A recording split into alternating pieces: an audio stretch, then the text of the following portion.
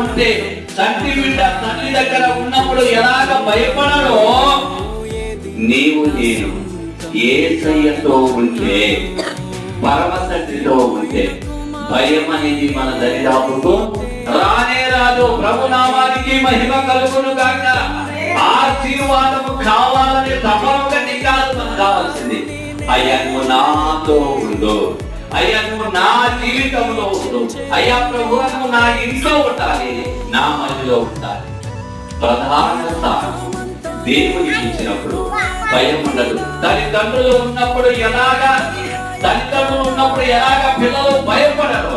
పరమ తండ్రి మనతో ఉంటే, సర్వశక్తిమంతుడైన దేవాది దేవుడు మనతో ఉంటే భయం అనేది ఇక్కడ మనకు కానరాదు. ఆశీర్వాదం కావాలనే కోరిక కాదు, దీవెన కావాలనే కోరిక కాదు. అయ్యా